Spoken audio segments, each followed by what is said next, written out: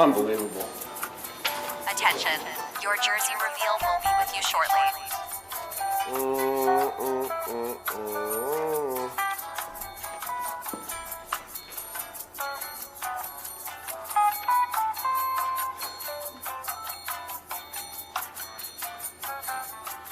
LSU jersey?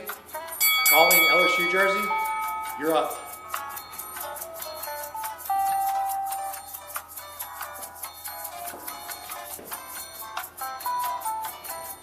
Hey, Steven, big fan.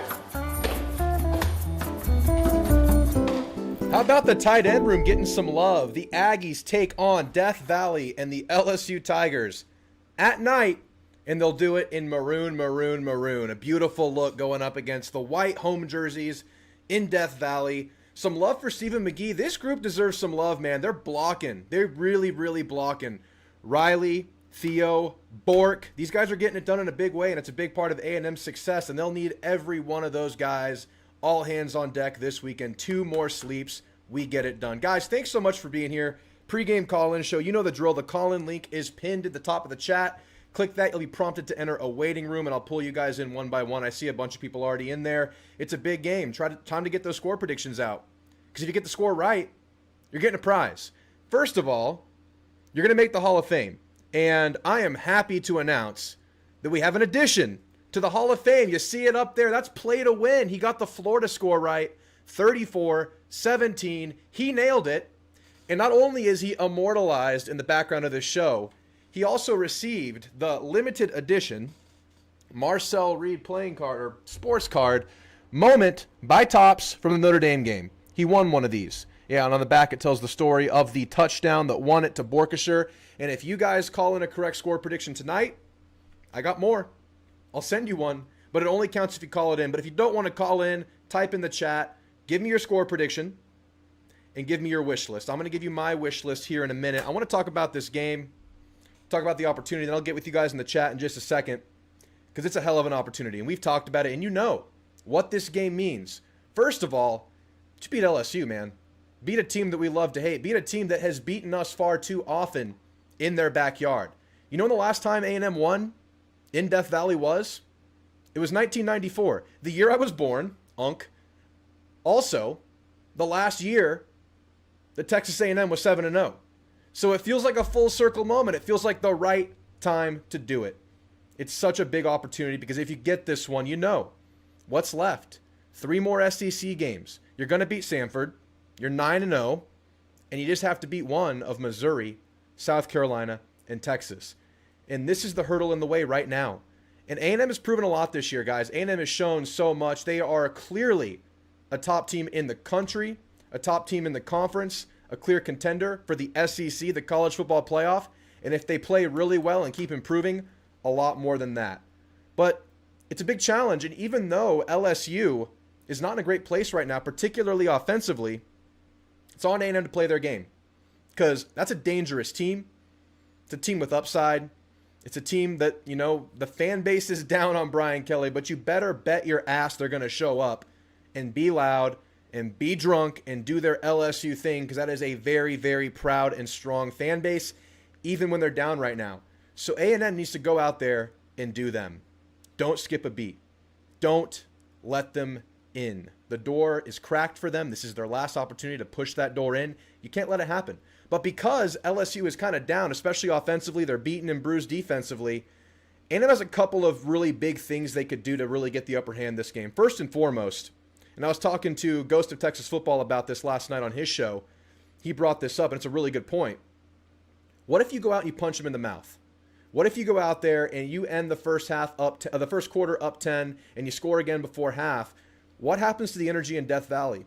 What happens as night falls and, you know, hope dwindles and the Aggies look really strong? So if you go out there and get a couple of early explosives, you could really get that team reeling from the rip. And I think that's a great path for A&M to take command in this game.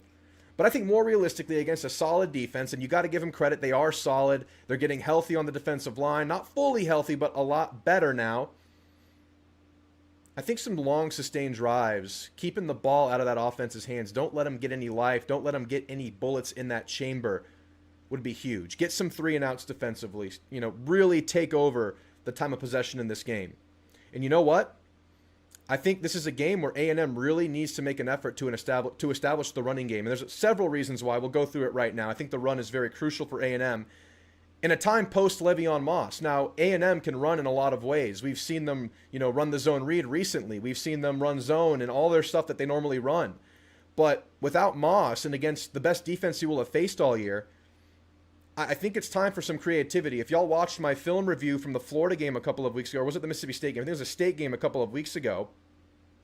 We saw the framework for some triple option-like RPOs with receivers in motion. When they go 2 running backs in the backfield, they motion Morrow, then they run what looks like zone read. But from what we evaluated from the film, it looked like the keep option was there for Reed, but he was still handing it off because I don't think they had the green light to do that just yet. But now, life without Le'Veon Moss, and now that you've put some of that end-around stuff that are just direct handoffs on tape, I think it's time to expand. And I think you should expand against this defense in particular because they're solid, man. They're really good in the interior. Their defensive ends are getting healthy. They get a player back this week. They get 2 players back on that defensive line this week. And that's where they're strong. That's where they can maybe hunker down and just beat you. They have a chance to do it. As good as your O-line is, that is a good front you're going up against. You'll win some, but they'll win some. I think you play to your advantage. And that's a little bit of creativity, maybe getting some of that triple option stuff going. Pseudo triple options are really RPOs, or they could just run the straight up triple option with the first handoff being the option to the receiver in motion. And then, maybe running a pitch play with the running back. But more realistically, they're going to run the zone read and then get it into a throw or run RPO thing for Marcel Reed, who we saw his legs getting going last week against Arkansas because you're out without Le'Veon Moss. And it's time to really expand this running game. So I think that's one reason why you want to run this ball. I think that's one reason why you want to get creative in this running game. And I think the run is really crucial for that, the grinded out path to victory. But also because, guys, we might be looking at a rain game right now. I'm going to show you guys the forecast in Baton Rouge right now for Saturday. And I hope you're used to the rain. We got some rain last week. We didn't play too much in it. That was largely covered by the delay. Let me get my face back up there. But this is a Saturday, hour-by-hour forecast, and 7 o'clock. Game starts at 6:30. 40% chance of not rain, but storms. 7 o'clock, 50% chance. 8 o'clock, 60%. 9, 60, 60, 50. As the game goes on, the chances remain, and you might be looking at a wet one. My fear is a delay. I hope not to see that.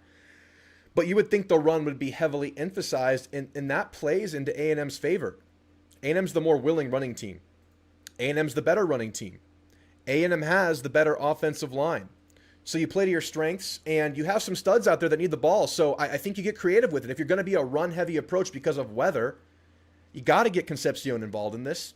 You got to get Mario Craver involved in this. Maybe some short pass stuff works fine in the rain. Maybe you get some tight ends involved in this, and you go and play ball. And another final reason why I think the run and getting creative is so important is because we just watched LSU get bamboozled by these misdirection type plays against Diego Pavia and Vanderbilt last week. Without Whit Weeks, and it very much looks like he's not playing, they're kind of in shambles in that department. As solid as this defense is, as good as they are, as great as they are at that third level, it feels like the linebackers, especially Harold Perkins, can be confused by this kind of thing. So I say we open this thing up, and I think that's a really important point in this game. Maybe the rain comes later. Maybe you open it up in the passing game early in the scripted drives. But as this game goes on, I would estimate there's a lot of running out there. But that's just something I've been thinking about this game. I think there's a lot of ways A&M can go in this one. We'll talk more about the defense in a second. I have my wish list of things I want to see in this game. And y'all know I want a lot of things in life. And some of those things I want are some very particular things from the A&M football team. We'll get into that in a second. But for now, let's say what's up to everybody in the chat. I see some familiar faces out there. It's good to see you all. GT4000 says, I'm ready for a convincing win against a ranked opponent. I think it happens Saturday night. It's time to get one, man. People have been dogging us for that and whatever. We're 7-0. It turns out that even when you're winning, people find a way to hate. And that's just how it goes, Ags. That is just how it goes. Colin says, Aggies, 27-24. Jay Fuller, 1994, I can hear Keith Jackson. James Ellis says 30-13 Ags. By the way, I have this game closer. I have it 31-24. I think we get a last-ditch effort from LSU. I think we get that last breath, that last, hurrah from Brian Kelly and this team in their 2025 season, I think we get their full effort. And as confident as I am, it's a nervous confidence because Death Valley at night, man. That's got to be something you have to consider. But feel good. And if we get a 30-13, if we get a 27-24 even, I'd be happy. Just win this freaking game. It just got old up in here with Jay Foster in the chat. Thanks for being here, Jay. T-Piz a latte, 33-13 Ags. Love it. Panthers fan says, I need to see Marcel Reed running the ball, and I need Willie to dominate the man coverage against Barry and Brown. Yes. We'll talk about some of the matchups and some of the stuff we have to stop defensively in just a minute because they present some threats, man. They have some serious talent on this team, and their upside is there. They just haven't hit it this year. When is Moss supposed to be back? Elko said it'll be a while, so we got a bye week coming up. I don't think he'll be back right after the bye week. Maybe the later games, South Carolina, Sanford, Texas, maybe in there. We'll see. Hopefully he'll play a lot of games this year, and hopefully he can play some postseason action, but we're not there yet. We hope to get there and make a big step that way this weekend. Kelly, good to see you. 31-17 Ags.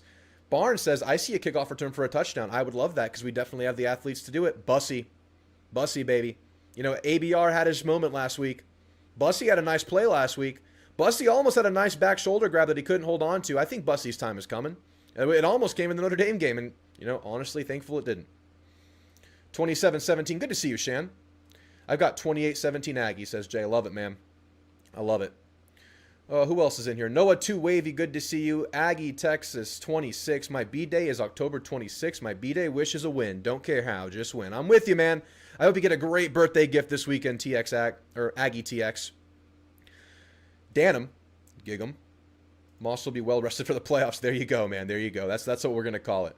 I want this win more than anything right now. And this win, it's beating LSU. It's getting over that road hump at Death Valley, and it's really taking us a commanding step to the playoffs. And playoffs, yes, that is the commanding step this weekend. A lot more work to do if you want to get to Atlanta, and we'd love to do that. That's a huge accomplishment. Like, in a world where you don't necessarily need to win your conference to get to the postseason or win the championship, you know, winning the SEC is such a crown, such a big deal. I still want that, but right now, playoffs first. Who's going to be in Death Valley to watch the Maggies go 8-0? I will be there. Y'all see me, say what's up. Who else is in here? Jonathan Ortiz, these last-minute seats got cheaper. Yep, check them out, man. If you can make the drive, you can make it happen. They are a lot cheaper now. They are dropping and dropping. Aaron, what's up, Drew? I hope I'm 100% spectacularly wrong, but I have a gut feeling this is the slip-up week. I have LSU winning a 24-21 game. We'll gladly eat crow, though, and I hope I have to. Gig 'em. Hey, I appreciate your honesty, man. It is possible, man. It's a talented team that hasn't hit their upside, and they're going to find ways to try to be in this game for sure. They're not just going to, I don't think they're going to bend over. I really don't. But I think the Ags come out on top. But appreciate your honesty, Aaron, and your willingness to say that publicly. I had no idea the Fighting Texas Aggie band played the song from The Good, the Bad, and the Ugly. Yeah, they played it at the Arkansas game. I was standing right by the band. It was awesome. It was awesome. Danum with the $2 donation. Weather delay again. God himself is going to test A&M. Yeah, a good thing it affects the opponent too, right? Good thing it's not just us that gets affected, man. Thank you for the $2 donation. I appreciate that. Really do. Wish list. Number 1, running back room, 200-plus yards. Number 2, we shut down Trades Green. Number 3, eliminate the penalties. Number 4, eliminate the big plays. You know, Rich, might be in agreement with some of those. I'll give you my wish list in a second. Huge fan of the all maroon look. It looks really good. We have such a nice, vibrant, juicy maroon. I love it. Yeah, I use the word juicy to describe it. I think you know what I mean. Media team's been killing it. They really have, man. Whoever decided to put the eye patch on Reveille, they freaking killed it. I really love these jersey reveal skits. Yeah, man, it was like hype videos last year. Now we're on full-on skits. We had the Survivor skit earlier. Now we have this. And then, of course, the Marcel Reed Fire skit for the Blackout was awesome, too. They're mixing it up. I love it. I love it. Bork the Tigers. Amen, brother. Let's bork them. The wide receiver room has been blocking really well. Haven't seen that in a while. It's so true, man. It's so true. Holman Wiggins, getting it out of him. This team, fighting for each other. That's been a hallmark of this team. We've talked about this. I talked about this in my Monday or Tuesday video, how this team is so deep and they have so many players playing well, so many contributors across the board, and that is a big, big part of it. Good call there, GT. I'll read off a couple more before I get into my wish list, and then we'll get right into the calls, guys. The call-in room has 5 people in there. If y'all want to get in and call on the show, it's open now. Y'all jump in. Oh, man. You're also born in 94, Jeb? Awesome. Awesome. You are old. I'm an unk. Apparently. To some, I'm young. To some, I'm old. I'm at that age. TAMU 42, LS Poo 17. And that's coming from a Notre Dame fan, man. Thank you so much for being here, man. I appreciate you. I'll read off your donation in a second. I see it waiting for me. I'll get to it. Thank you so much for being here. I know you're rooting on the Aggies this weekend to keep your resume looking strong. You won your game. You got to hold water now, Notre Dame. Get the week off, sit back, enjoy, and the Aggies will hopefully take care of business for you. Is LSU's defense sorry without Weeks? They're really good at secondary, man. They're really good at secondary, really good at supporting the run at secondary, really good at coverage. The best coverage guy in the country in Mansour Delane. AJ Halsey, their safety, just takes care of the big plays. They got some good stuff, but it definitely hurts them in the run game to not have Weeks. 100%. 100%. This feels like last year's Missouri game. Don't put that on me. Maybe. I hope so. I hope so. It's not at home, though. It's not at home. That would be amazing. I was worried for you guys because LSU's back is against the wall, but then I remembered. It's Crying Kelly. Big game choke. BK. Damn. Texas A&M wins big. TAMU 42, LSU 17. Go Irish. Oh, wait, we're on a bye. Go Aggies. Amen, brother. Amen. I said it before I read it, so you were absolutely right there. Thank you so much for the $20 donation, man. It's awesome. Appreciate your continued support. All right, guys. Y'all keep typing in the chat. Y'all talk to each other. Talk amongst yourselves. I'm just going to give you my wish list here real quick before we get into the game. Actually, before we do the wish list, just some business I want to take care of. Let's see if I can find it. Here we go. We have the injury report. And for A&M, Bryce Anderson, still out. We don't know exactly what it is. Elko was asked about it in the SEC telecast this week, and he said we're still trying to figure out what's going on with Bryce, so kind of uncertain there. Who knows when he comes back? I think our two safeties are playing pretty well. In a game where you didn't play well defensively against Arkansas, I actually think Dalton Brooks made some really big plays, especially early to limit them to threes. I really like Dalton Brooks right now. I think he's just really good tackling, really good at his pursuit. I'm really happy with him, but we'll be without some depth without Bryce Anderson there. Le'Veon, obviously out. Tom is out, depth piece down, and obviously we know about Le'Veon. For them, Gabriel Relaford was kind of the upside piece of their defensive end room. He's their guy with all the talent in the world that they expected to kind of break out this year, but he is out for the season. Tyree Adams, we know, left tackle out. DJ Chester, will be starting at left tackle. Let's make him food. Let's make him have a long night against Cassius Howell and Dayon Hayes. We hope to do that. We'll see what they do in their game plan because the rain might affect them in their game plan too. Bernard Gooden had a really good game before he went down with injury. Looks like he will be back at defensive tackle. And Whit Weeks, the big one, doubtful. And listening to their insiders, it's really a serious doubtful. Really don't expect him to play this one. But, we'll see. Let's just make sure that's the case. We will find out. But I think 90% certainty he is not playing. Wanted to get that out of the way before I get into my wish list, guys. Let's see it. Let's get it out there. I'll go offense, defense, then I'll go with my overall stuff. It's Death Valley at night. My number one wish list piece for this offense is to beat the crowd. And how do you beat the crowd? I trust Marcel to operate. He's a road warrior, man. He did it versus Notre Dame. He did it versus Arkansas last week in what became a very hostile environment. He did it last season early in his first start against Florida. No procedural penalties. These cannot be a factor in the game because, again, that is an offense that needs many chances to find their rhythm to get things going. If you get them on and off the field quickly offensively with their offense, you're in great shape, Aggies. But if you back yourself up, if you get a lot of these, you're going to give them life. You are the better team in this matchup. You have been playing better football in this matchup. And I will go hand in hand with this. Don't turn the ball over. Pretty simple, right? Don't give them chances. All right, let's get specific. Ruben Owens. Great game versus Arkansas. You're going up against a better defense here. When Ruben's at his best, and we saw this all day versus Mississippi State, he's an extremely patient player. And that is something that we saw Le'Veon Moss add to his arsenal last season in his breakout season. Ruben Owens will be tested this week. The offensive line will give him windows. It's up to him to navigate and find them, cut, bounce, and do your thing with confidence and with great patience. And I'll give you one more running back wish list. Let's get this man, E.J. Smith, involved in the game, huh? He's freaking earned it. He looks beefy. He looks strong. This man has lived the Moffitt method. It's time for E.J. Smith to have his game. He's the short yard back. He's the late game back. He's the bruiser. He plays hard. Pad level, strength, energy. We love E.J. Smith. This team is galvanizing around E.J. Smith. Let's get more of that. Those are my specific offensive wish lists. Let's go to defense. And we haven't talked much about the defense yet. I have 3 buzzwords written right here, and I'm just laughing at myself for just writing this like I'm a coach. Discipline, assignment, tackling. LSU has a rough offensive line. That's their biggest issue right now by far. But they do have playmakers. The young running back, number 22, Caden Durham. They have Trey'Dez Green. They have Xavion Thomas. They have Barry and Brown. These are all guys that can make it happen. When A&M's defense has been at their worst, they have lacked gap discipline. They have been out of their gap assignments, and that has resulted in some subpar tackling. We've seen that a couple times this year. That has been our bane. That has been what has hurt our defense. That has to be solid against an offensive line that will give you chances. So just be sound, be yourself. We know the deal. Mike Elko, last time we had problems with the position group, it was the offensive line with their penalties. No players of the week. None. This last week, defense was the issue. They played a bad game, especially a bad first half. No awards, nothing. You get no love. Regain your love this week. Just play sound, and everything will take care of itself because we know this defense's ability. We know what Cassius Howell, Torian York can do. We know what Dayon Hayes can do. We know what Damian Sanford means. Scooby Williams should be getting healthier and healthier. Quality spell. Go 3 linebacker if you want. That's all there. You got some players playing really well. I love our corners still. Julio Humphrey getting more opportunity. Let's do it. And going hand in hand with that, limit YAC and limit, what's the acronym? Yards after contact. Yards after catch and yards after contact. These are things that LSU can do even with the bad offensive line if they get the ball out. And Garrett Nussmeier, God love him. I actually like Nussmeier, guys. I have to tell you, I like the guy. Because I have to respect a quarterback who goes to bat for his team, who could have gone pro last year, who waited behind Jaden Daniels for his chance at the school that he loves to come back another year to be the quarterback at a school that he loves. I respect him.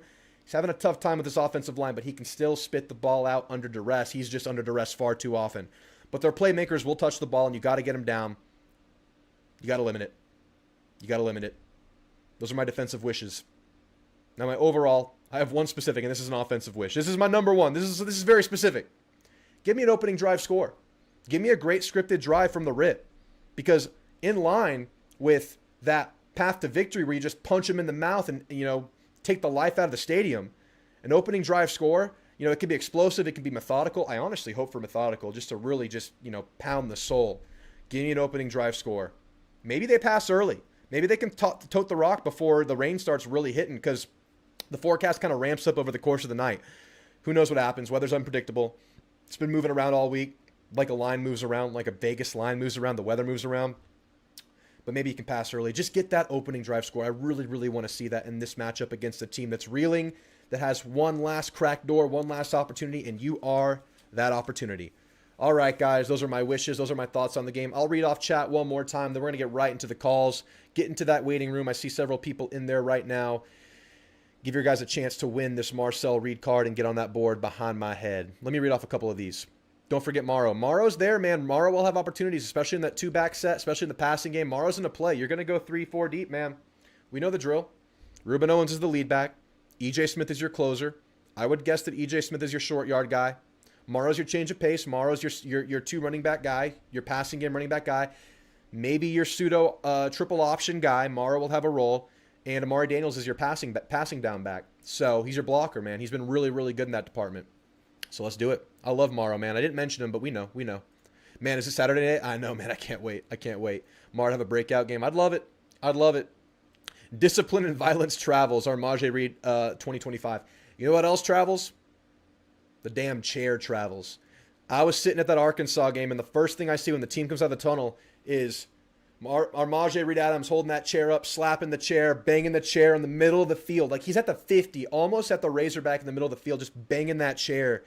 Freaking awesome, dude. I love the attitude of this team. Tommy Moffitt's personalities all over here.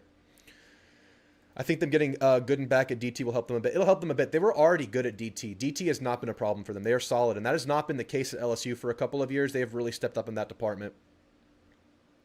This is also Tommy Moffitt's first game back to LSU since Kelly let him go. That's an under-the-radar story, dude. He's going to be motivated. He's going to be yelling.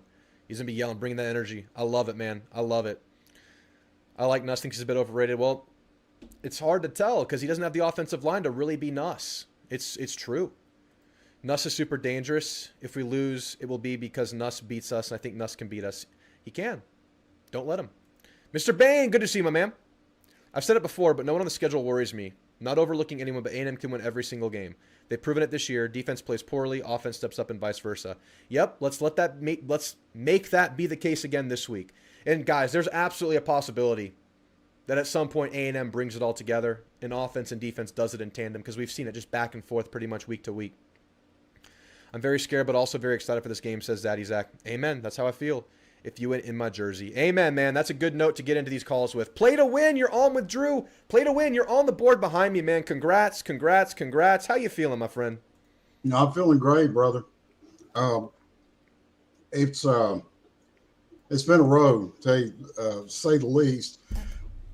And I wondered about the white jerseys, why LSU wears them at home.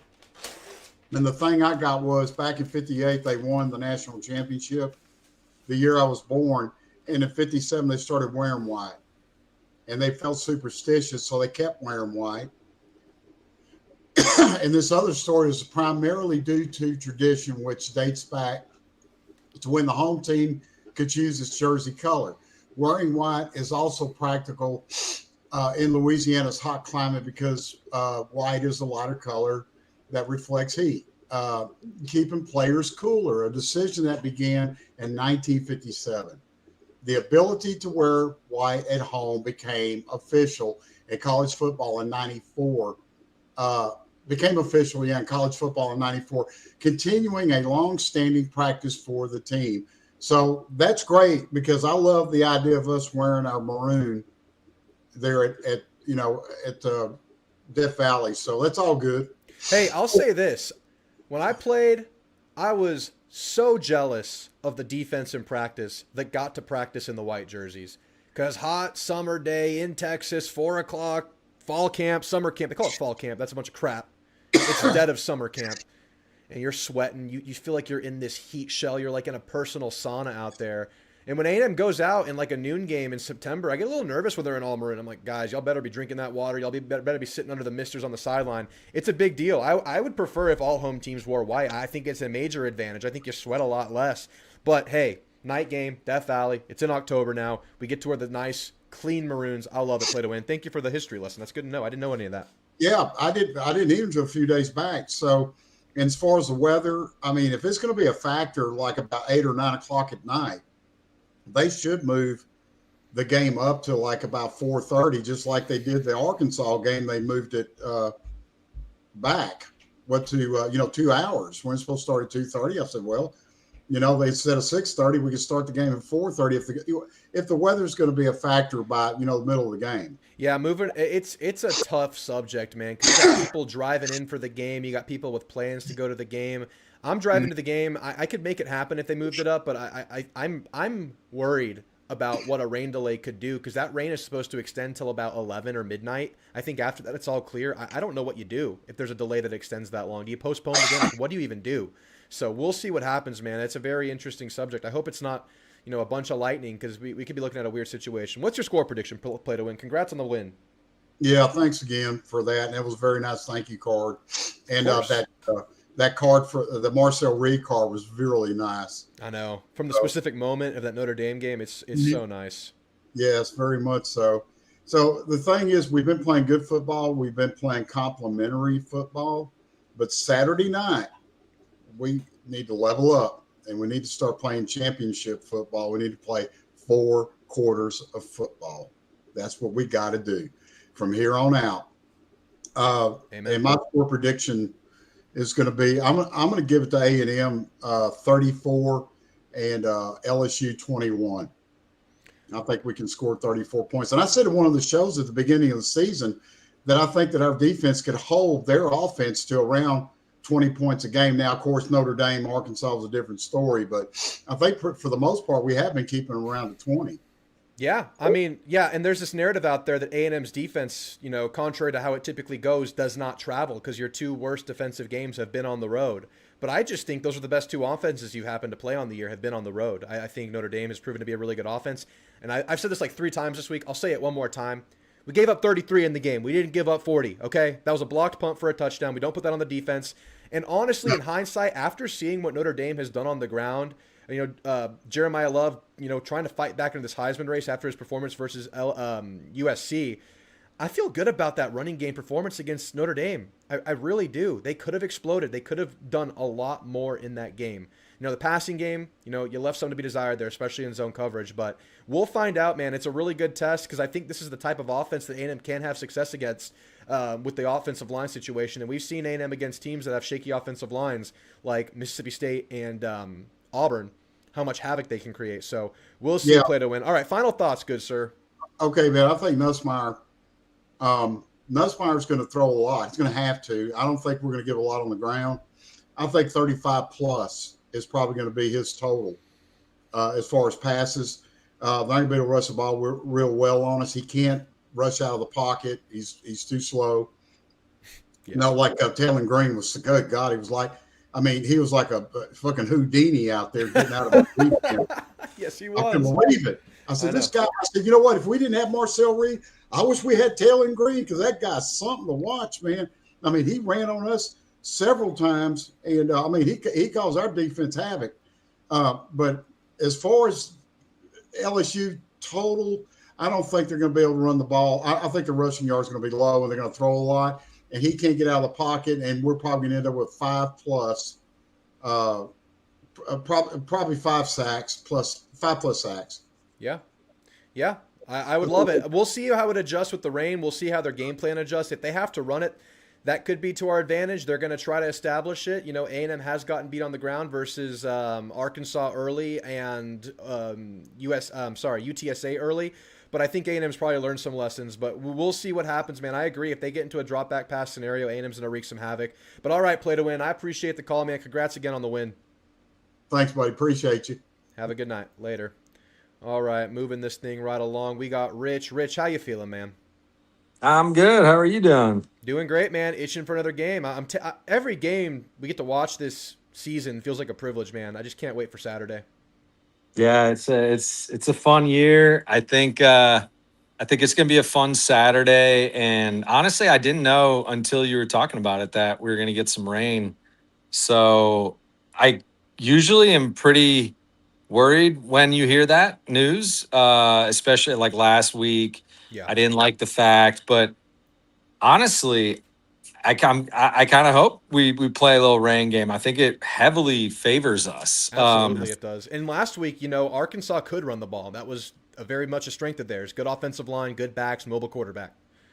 Yeah, exactly. And now you look at LSU's running game with their O-line, and I think we have a heavy advantage there. And then to your point, your number one wish list was we got to beat the crowd. I think the rain will heavily aid into that. I think with the sentiment of the LSU fans, there's not a lot of that they're kind of pissed right now. And I think if we get an early lead, there's some rain, it's wet, I think that place is gonna clear out. I did see some video of like it clearing out early in a previous game, but especially with the rain, I think we could take that advantage away. And I think with our offensive line, with Whit Weeks out, we could play this running game if our running backs and O-line come to play. I think that could really, really favor us. Absolutely, man. There's a lot of things that favor us in the situation as a whole. You could look at a lot of different angles, and that's why I've been saying all week, we just cannot afford to let this be the game where we slip up offensively, we hurt ourselves, penalties, turnovers. This can't be the one. You can't give them life because there are ways that A&M can roll this game. There are ways A&M can kind of get the snowball rolling in this one. Yeah, it's true. I do think highly of LSU's defense, and they're still 5-2. They're not a horrible team. But yeah, I think there's a lot of ways where I could see things really going downhill for them. Maybe some bias obviously going on, but I mean, if you look at on defense, you can't tell me, the Aggies coming off of a 42-point let up on Arkansas that they're not going to come out, one, fiery, but two, LSU as a lineman out that I think we're just going to feast on an already weak line. And so that's why one of my wish lists was I think if we shut down the tight end, Green, is it Tradez Green his name? That's right. Yeah. Yeah, if we shut him down, I see that. I mean, if they can't run, if they can't protect, teams have got points off of us from just dumping it. If you look at UTSA and some early games, like really quick throws, and that's one of their best weapons right now. So if we really pinpoint that guy, I mean, he's a big dude. I don't know if we could like sick a 5'11" York on him. I think he's like 6'7". He's huge. So we got to like figure that out. And I think if we do, I think that's like to me the key to the game because they're really getting it to him because he is really effective. Yeah, I mean, some of their best plays against a pretty good Vandy defense was him. They kind of lose him in the tight end slip game, and he runs free and he can move. He really can. And then Xavion Thomas, their number 0 at receiver, has had kind of a breakout year. And he kind of scored on, I think it was him, on a busted play where he broke tackles and they kind of just slid off of him. So getting those guys on the ground is huge. And yeah, I mean, Green is a real assignment, man. And they're finally getting them involved in a big way. And that's absolutely a key. I had my buzzwords. It was like assignment, discipline, tackling. That stuff's huge in this game because they're going to try to get that ball out quickly. You just know they are. And they have playmakers to go. So it's time to be a lot better in that department than you were last week, but they've shown it before. Yeah. And I just don't see our defense having a 2 weeks in a row of like a really rough time. I have confidence in them. I think it really does come down to can our offense move the ball because their defense is very good. Yes. I do hope that I saw something. What is it? Without Whit Weeks, they're 0-4 or 0-5. I saw that. I haven't looked into it, but I've seen that stat several times, and maybe that's kind of referring to him like in his time when he's been like in the forefront of their team and he misses. I guess that's what it is. But I mean, yeah, he's huge for them. He brings like the attitude, the leadership, and he just covers a lot of ground. He covers a lot of mistakes because Harold Perkins makes a lot of mistakes at his position. Obviously, a very gifted player, but they really, I don't think, have found that perfect role for him. He was just rushing the passer when he was at his best his freshman year. And right now they kind of use him in that it's like an outside linebacker / nickel role. He'll go in coverage. He's not great in coverage. He's really not. And he takes some eye candy and takes some bad angles.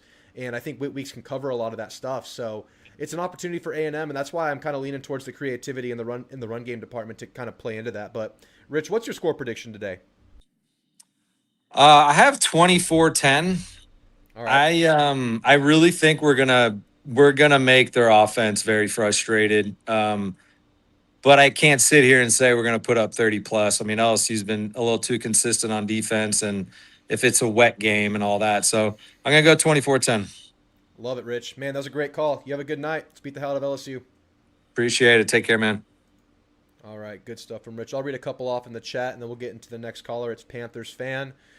Jay says LSU hasn't scored more than 24 points all year, and he gives a $19.99 donation. Thank you so much, Jay, for the donation. Really appreciate that. Man, again, this is the exact offense that A&M has thrived against this year. You know, A&M's made mistakes against the offenses that are playing well. That's just how it's been. But against what LSU's going to show, and again, they have a lot of upside. They haven't shown it this year. But against what LSU has put on tape recently, A&M should thrive. A lot of playmakers. Get them on the ground. Thanks again for the donation, Jay. It's really, really kind of you. I think he means against Power 4 opponents. Someone who's going against that. A&M 35, LSU 10 says Christopher. Love it. Lash says A&M 27, LSU 20. I see you in the waiting room, Lash. I'll get to you in a second, and we'll get that score prediction on paper. I think we just mean against. We can say against Power 4 opponents, Jay. I'll adjust it for you. If you can't run on us, that's where the pass rush should feast. Yeah, they're going to try to get that ball out quick, though. That's got to be their game. They got to move it quickly. My friend goes to UCLA. Has been sending me constant propaganda ever since they beat Penn State. Are they going to get it done this weekend? I don't think so. It'd be a great story. It'd be awesome. It'd be good for the Aggies, but I don't see it. Indiana's a machine, man. All right, let's get into the next call. Panthers fan 44. How you feeling, my friend? What's up? How you feeling? I'm feeling great, man. I can't wait to watch this team. I can't either. And, you know, my biggest thing about this game, first off, like, LSU's defense has been really good this year, but we've put up points against really good defenses this year. And, like, the offense has been a little inconsistent at times, but the most important stat is scoring points. And we put up 41 against Notre Dame. The most Notre Dame's given up outside of that game was 27 against Miami.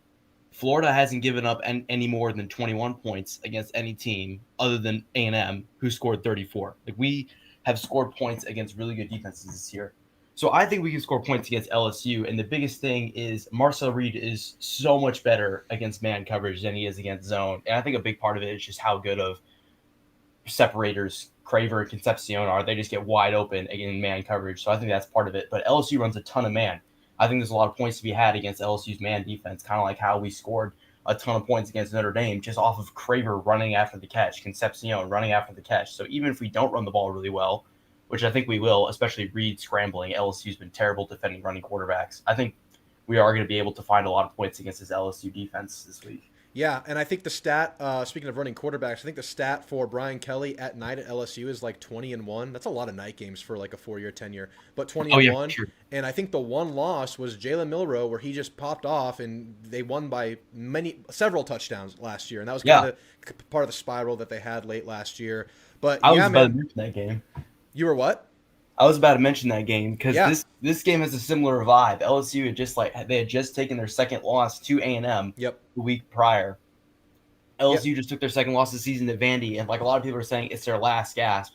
I think LSU's last gasp was against Vandy.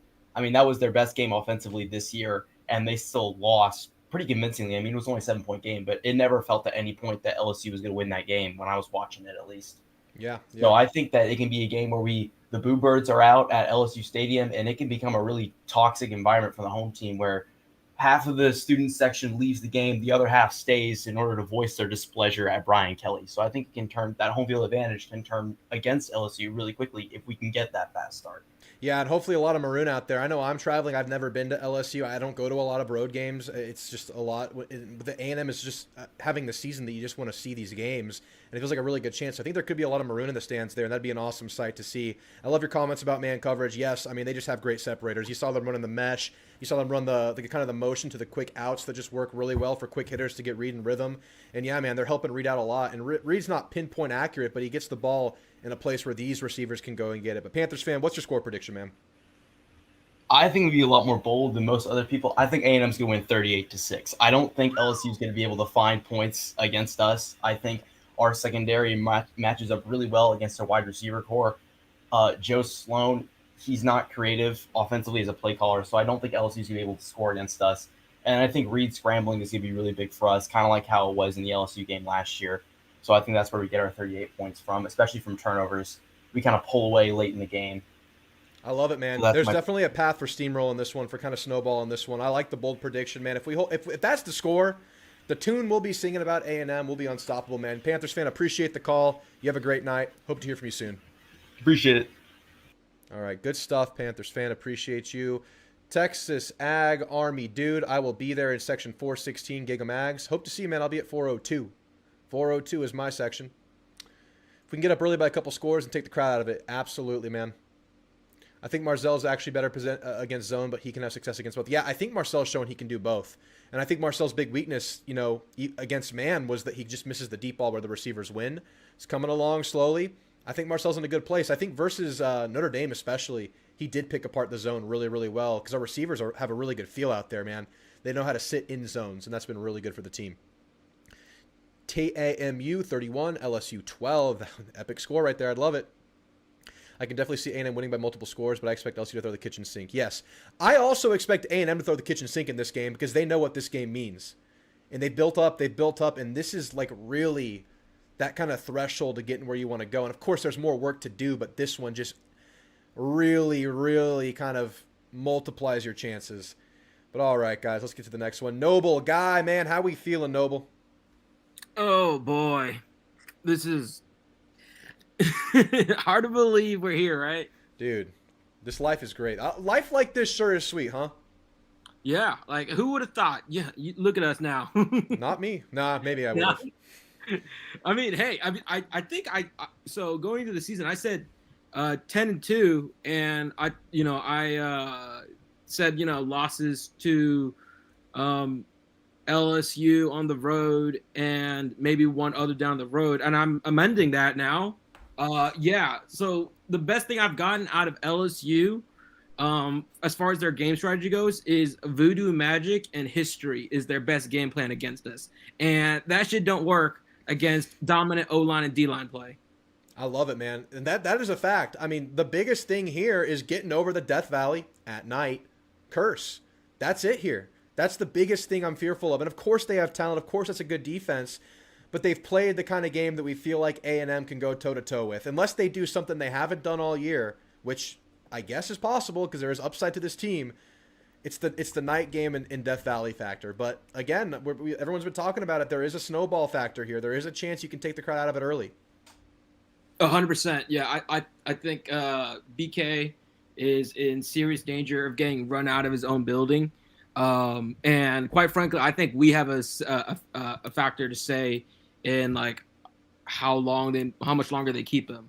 But let's everyone totes the night game in Death Valley, especially Brian Kelly being successful, but he's not great against ranked opponents, and I think Elko is going to stuff Brian Kelly and his staff in a locker.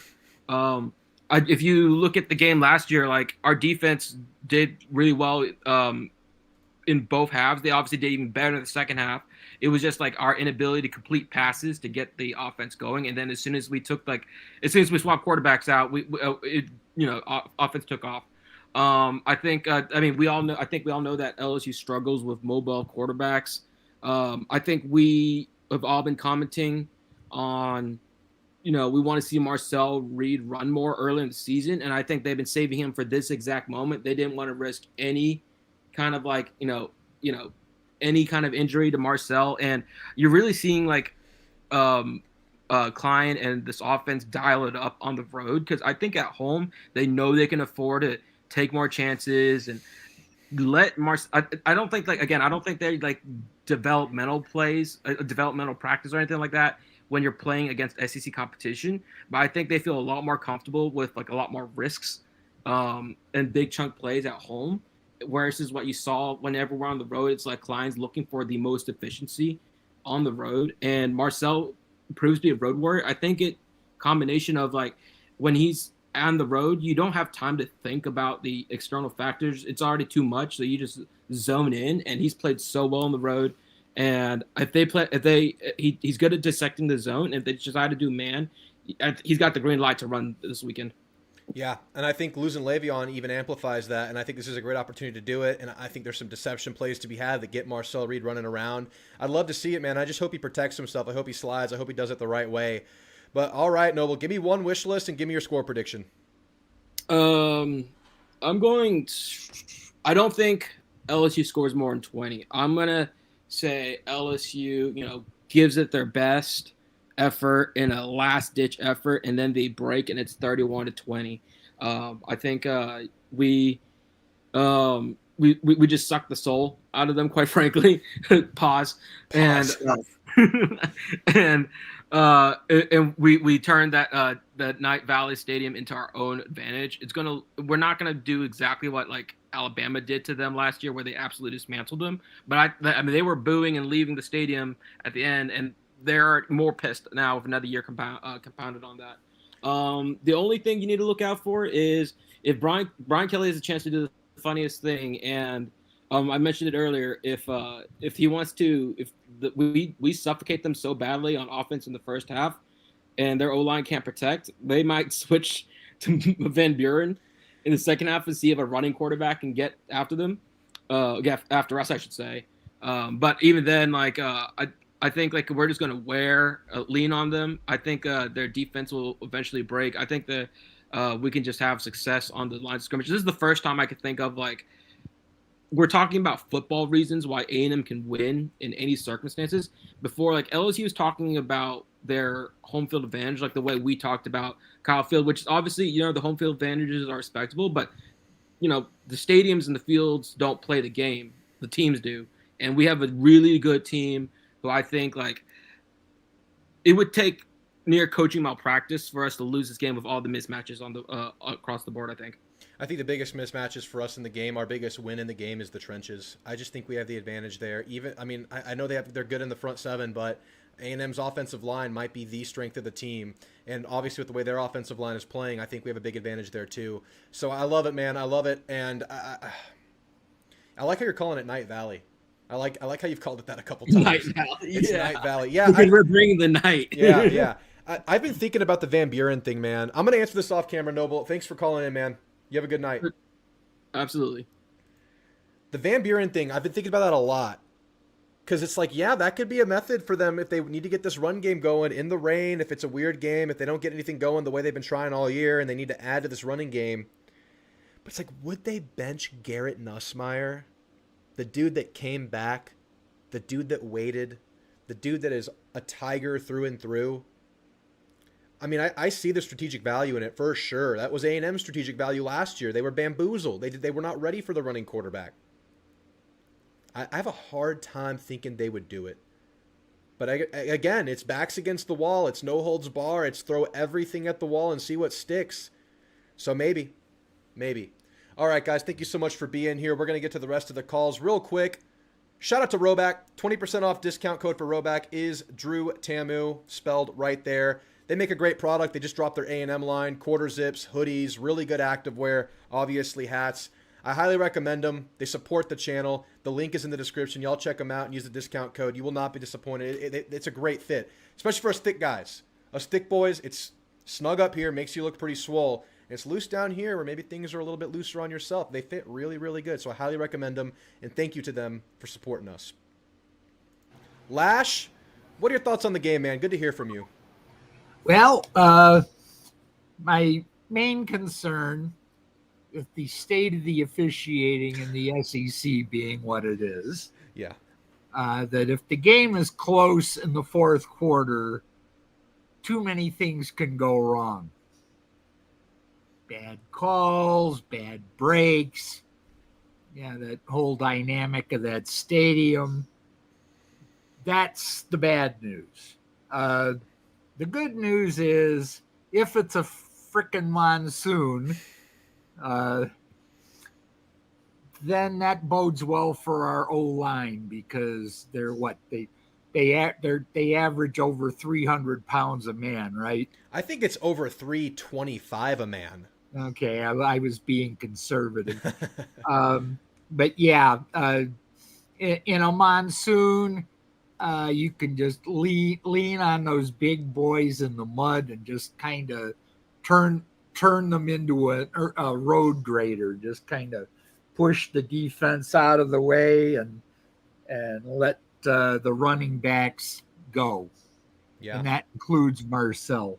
A lot of people seem to think that Marcel's legs are going to have a lot to do with whether we win or lose tomorrow night or Saturday night. Yeah, and I'll add to that. I think we've talked about this a little bit, but I think the rain advantage plays much more into A&M's favor because they're a team that hasn't had much success running the ball. So if A&M's the team that has to play this monsoon game, I think that's in A&M's favor. So, bring it on. We just played it wasn't a raining game, but it was, kind of wet field conditions, and we were able to play.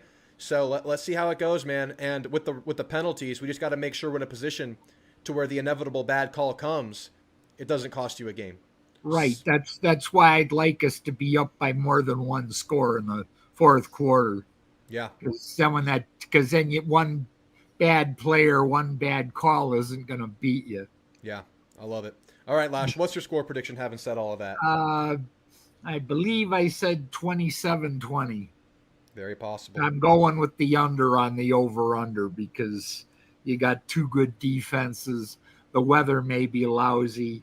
That, to me, says low-scoring game. Yeah. Yeah, very much possible. I think the over-under is 48, so you're hitting just under, and yep, I like 47.5. I looked it up before I called. Oh, 47.5. Okay, so yep. it's just you're hitting it by the kicker here. I love it. Well, all right, Lash, good points. Great to hear from you, man. You have a great night. You do the same. Adios.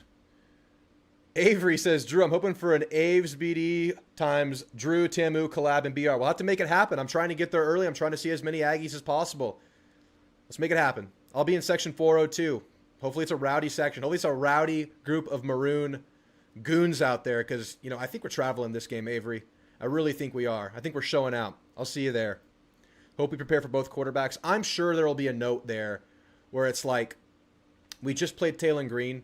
Like Elko's telling the guys, we just played Taylon Green. If they switch to Van Buren, we got to kind of handle this more similarly to how we handled Taylon. Like, we just went through this assignment. This was just our game plan. We got to have like a base package that we go to that kind of was what we tried to do against Taylon. Failed a little bit with it, but at least give that look. Because as good as I like Van Buren a lot, as good as he is, I don't think he's Taylon Green. I think Taylon Green's a top 3 quarterback in the conference, like right up there. But I think we have a plan. I think Elko's too smart to not, leave that box unchecked. Beat the hell out of LSU. Yes, sir, Lash. Thanks for the call, man. Thank you so much. All right, let's get to the next one. Mr. Caps, how we feeling, Caps? Give me your thoughts, man. Hey, buddy. How you doing, dude? I'm spectacular. What a season this has been, dude. This has been pretty cool. It's surreal, man. I can't believe we're here. I kind of do believe we're here, but it's just weird that we're actually here. It is weird that we're actually here. But, hey, we were talking about with Notre Dame and everything, exercising the demons. Here comes another one to slay, dude. We never went into Baton Rouge. Here we go. There we go, man. And like I said, full circle moment. Last time you were 7-0, 1994. Last time you won in Baton Rouge, 1994. The year I was born, 1994. So it just feels right. You were born in 1994? Jesus. I know. I'm old as shit. No, I'm older. Yeah, whatever. Yeah, you're old. Yeah. They've been calling me Unk, man. They've been calling me Unk. You heard the tale of Unk? What does that even mean? What? I'm an uncle. I need to be hosting a barbecue instead of hosting a podcast. That's basically what this is, right? It's like a barbecue. Yeah, we're just talking around the grill. We got some dogs out there. Well, once this thing goes full circle, you'll make your brisket while talking about the eggs. There you go. There's a new channel idea, brother. That's the second time that has been recommended me to this week, and it will be fajitas because that is my specialty. That's all I know how to cook, and I do it pretty well. Oh, there you go. Yeah, you make your fajitas. You talk to the Aggie faithful. Hey, what's really cool is people are actually positive about this season now. It took a long time, but I think the battered Aggies are starting to believe. Starting to believe. I think they are, man. I think 7-0 might do that to an Aggie. Yeah, that's true. Yeah, man. But I tell you, this LSU game, I'm so fucking excited. This is going to be the real come out party for this team. I like the previous guy, 38-6, right? That's pretty bold, but it's not too far off, I don't think, man. This is a horrible matchup for LSU. You saw Nussmeier. He was crying his eyes out on the sideline. Can you believe that? Oh, my God. I saw it, so I believe it. Is that your leader? The guy is just bawling his eyes out. He covered his face with a towel. Oh, my God. Jesus. But, yeah, that guy is a statue back there. He has no mobility. The only reason Arkansas was doing so good is because Taylon Green is a freaking monster. He's like one of the Monstars, Anyway, but yeah. Great analogy. He was.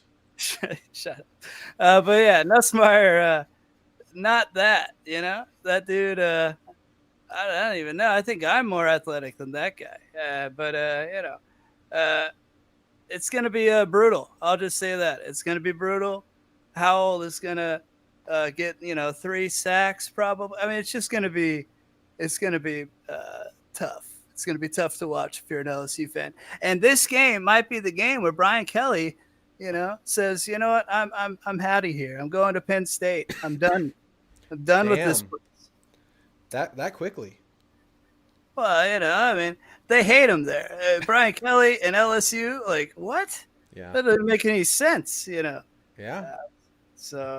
Anyway, I'm just excited. I think we're going to kick their ass. It's going to be great. It feels good to go into this type of game with a head of steam. And, I think the defense is going to shut them down, dude. What's your score prediction? I really like that 38-6, but I'm not going to go 38. LSU's defense is good. They're going to get a pick. They're going to do some weird stuff. It's basically they're like a wounded animal, in the corner. They're desperate. Let's go. So they're gonna do a bunch of weird shit. So I think something closer to like 31-14, but it's gonna be rough and it's gonna be fun. I'm glad you're going, dude. But I tell you, just watch out, Baton Rouge, man. Those guys, they're pretty brutal over there. They're pretty scary and weird, and they're drunk and just be on your toes, brother. I want to stay on all 10 toes the whole time. I was very, very intentional in finding out exactly where the visitor section is and sitting my ass there.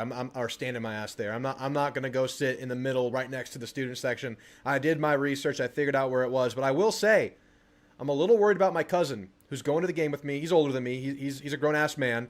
But he texted me. He says, I bought my ticket. I got a nosebleed, cheap as I could find. And I hope to talk a lot of shit to a lot of LSU fans. And he's kind of a neutral bystander. He's not really an Aggie. He's going to support his cousin. I got to warn him, man. I got to warn him to, stay on his 10 toes because I'm worried for my man. Yeah, it's hostile territory, man. And it's really the walk in and walk out. It's going to be, they're going to be all amped up. They're going to be all drunk. They drink all the time. So just, watch out. That's all. But have a good time. Enjoy the game. Enjoy the decimation. But they're going to be, they're going to be wounded. And they may lash out. Yeah. A little worried about that, but we're going to try to keep it together as Aggies. We'll move in packs and see if we can fend off some angry Tigers. Caps, great call as usual. You have yourself a great night. Oh, buddy, I'm already having a good one, but thank you very much. And, keep kicking ass, dude. Yeah. All right. Good man. That's Caps. Guys, I got more callers, but we've been going for an hour. I got to use the restroom. I'll be right back. Give me 1 minute.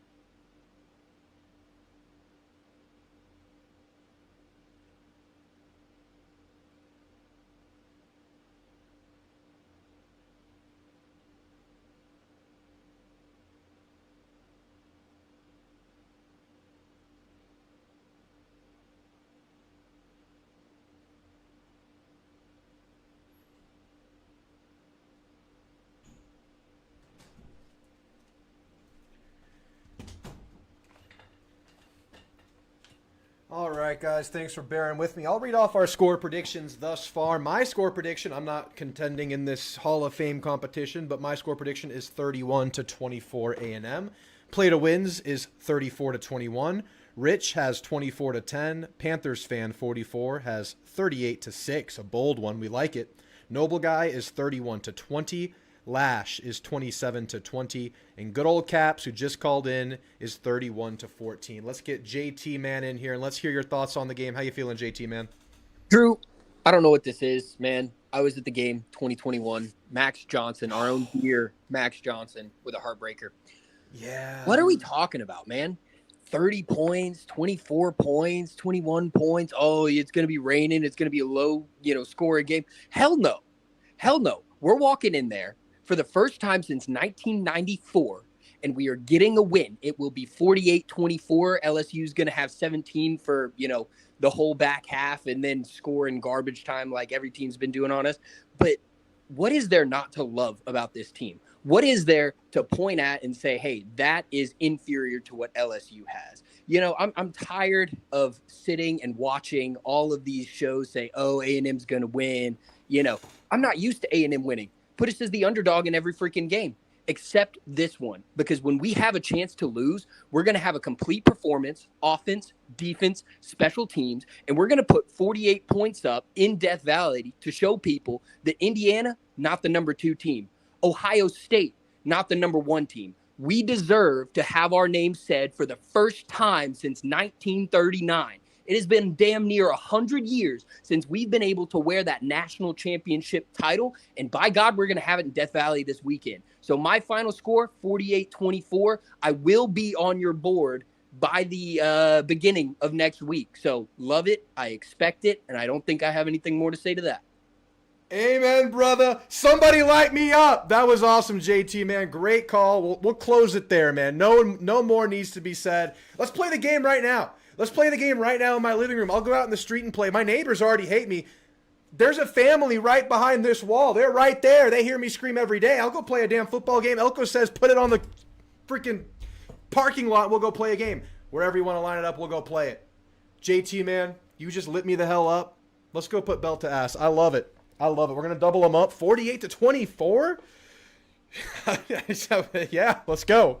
Let's go. I got to read the chat after that one. Noble Guy says, boom. My anime character. That was awesome. That was awesome. My man's getting me fired up. Give me the Ags 35-24. I like this guy. Damn straight. Love this dude. This guy has me thinking Ags by a million. Yeah. Dang right, brother. Boom. Boom. We should get above 30 points and we should win. 40-3, says F-Zero Chili. This dude is standing in front of a brick wall, says Jay. Brick walls, beware after that one. Every brick wall's going down.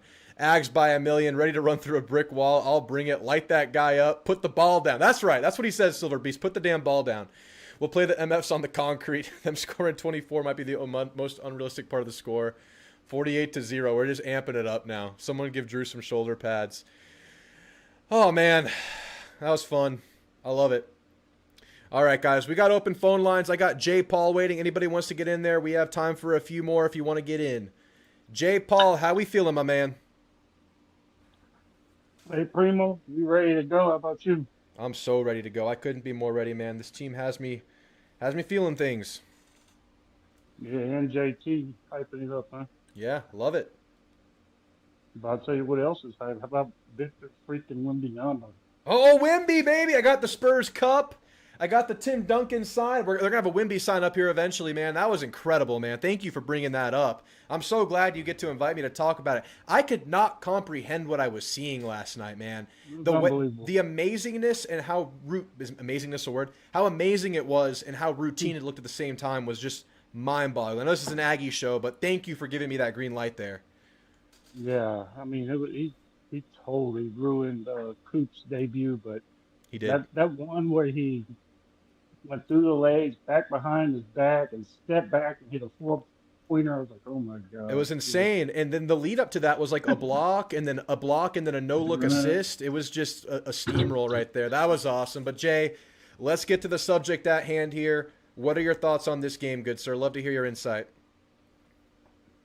Dude, I have only been able to watch 2 of the LSU games going back. And, man, it's not impressive except for their corners, you know. Yeah. I don't know if there's really something wrong with Nuss.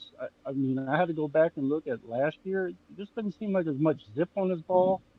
It's all timing routes for him, you know, which he's good at. But yeah, I think there's still something wrong with that dude. But yeah, he's battling patellar tendonitis, and that is something that just can flare up at any time. Talking about someone who had to miss time in high school to patellar tendonitis, just really significant. It can go away and it can come back. So who knows what he's battling with, man? What is that, foot injury or what? No, it's the if you everybody in the chat, your kneecap, you touch it right here. It's the tendon right under your kneecap. You feel your kneecap, you kind of go down. There's kind of that band right there. That thing just flares up, and if it really flares up, it's debilitating. Whoa. Yeah, I don't know, man. It just seems something really wrong with the dude. I know they said it's oblique as well, but you know, and I haven't been very. I mean, I don't know. Hayden Durham's a really good back, but he just doesn't have much of an opportunity with that line. Yeah, absolutely. It seems like the kind of offense that A&M should thrive against. It really does, unless they do something that they have not put on tape thus far this year, which I have to acknowledge with their talent and their high school recruiting and just the blue chips that they have on the roster. I guess it's possible, but they have not shown that this year. Yeah, they got 5 stars everywhere. Even the dude that, I mean, they're moving, I think, the center out to play left tackle. Yes, he was their starting center last year, and he's going to start at tackle this game. Yeah, and then they got his backup was a 5-star coming in. You know, he's a freshman, but yeah, they definitely have talent. I mean, they just look lost. You know, I wouldn't say they're not playing without confidence, but I don't know, man. It just looks, it looked like basically looked like us versus Auburn. I don't know. There's something really wrong with them. Yeah, I mean, a lot of LSU fans will tell you they're poorly coached. Oh yeah. Speaking of that, I mean, it's kind of funny to see our burgeoning coalition with the Notre Dame fans now. Yeah, that's how it goes. Yeah. Well, anyway, man, I'll give you my pick. I think. Oh, I was going to ask you too. Are you able to find a place over there pretty? I'm thinking about going with these ticket prices, man. I'm really thinking about it. Dude, You you have should a go. off find a room? Yeah, I found a really, really cheap hotel there. It was the highest rated, like relative to the value, and I'm staying in Baton Rouge. But those are filling up. You can still find like a Motel 6 right now. But I'll tell you, since you're probably going to be driving back to Texas, you can stay in Lafayette, and there's a lot of availability there. That's on the way back to Texas. You are going to have to cross the river to get there, and it's going to be a drive, like maybe a 2-hour drive at night. But that'll get you an hour closer to Texas, and the hotel prices there, they're not surging for the game, and there's a lot of availability. So that's a possibility, too, if you can't find anything in Baton Rouge. It's just my wife will want to go too, man. I don't want to sit with her in the range. I'll be just, Yeah. it'll be miserable. Yeah, I'm going with my wife, and I'm thankful right now she's gung-ho, so we'll see how it goes. This will be her first rain game, so that'll be interesting. When is the last time we played in a rain game? I mean, obviously last week had a little bit of. Yeah, rain. it was drizzling during the game. I don't think so. Chat, the chat will tell us. What was the last rain game we had, chat? If someone could tell me and tell Jay what the last rain game we had was, that'd be cool. I don't know. That's a great question. I think actually LSU 2020 was a rain game, the COVID year. It was like a 20-14 or 20-10 win. I think that was a rain game. What? I don't even remember, but yeah, I'm curious. I've been trying to look. I don't even know what exactly the bylaws are because I mean they're talking about 2-3 inches at night, So And I don't lightning. know how long they would play. Yeah, if they delayed it, are they going to start it back up at 12:30 a.m.? I don't know. Because that's what the forecast looks like it would be. I'm very, as a person traveling to the game and all my Aggies who are going to the game, everybody in the chat, I don't know. We got to brace for that. And it'll be very, very interesting to see how that plays out. I think there is a world where they could move it up, but that is a tough logistical thing to do on a game day. You can move it back and people can wait around, but moving it up really makes it a struggle for people to get to the game. Yeah, I don't see that happening. I mean, but anyway, Drew, let me let some other dudes get in here. I'll give you my pick. I want to get on that board too, man. And I'll tell you what, if I get on there, we're going to do something. We're going to get I want to see my name in neon. You know what I mean? We're going to have to step it up a little bit over there. All right. Send me something on your wish list on Amazon or something.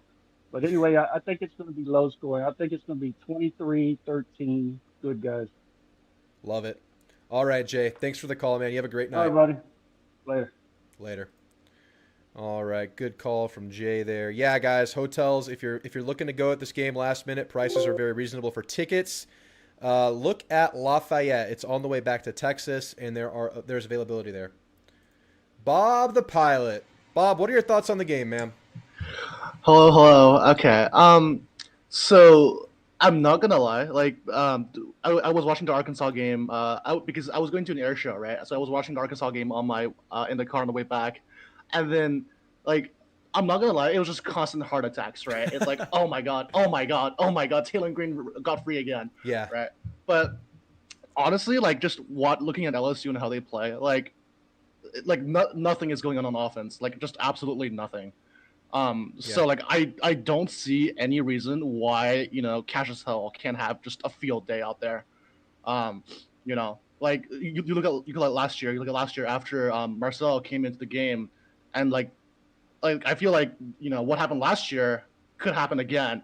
There's no reason something like that wouldn't happen, right? And I feel the offense. At this point, I used to say, "Oh, I'm terrified of this. I'm terrified of that." At this point, I feel like the offense has just earned enough credit to where I feel like they can perform even on the road. So I'll get the score prediction out of the way. I'll say 41-10. There's no reason they can't be that high. Yes, I know LSU has a good defense, but I feel like this offense can just overcome that. Especially now that losing Moss isn't in the world anymore. Yeah. I love it, man. Yeah, there's a lot of paths for A&M in this game, man. I love the confidence. And yeah, that Arkansas game, man, it was very nerve-wracking. But the thing that Elko brought up and that was true about the game after the kind of the first quarter there, Arkansas never got the ball back with a chance to take the lead. A&M controlled it. A&M got, scored when they had to. So we always had that cushion and we never let go of it. So that was the good thing. But I'm with you, man. Let's not let that happen again. Yeah, just one more thing. I'm just curious. This is kind of off topic, but Texas versus Mississippi State. What are your thoughts on that? Ooh, yeah. I mean, it's a tough. Texas has to rebound, man. That was a very, very rough offensive game. I'll give you the breakdown. I was going to talk about some scores later, but I'll give it to you now.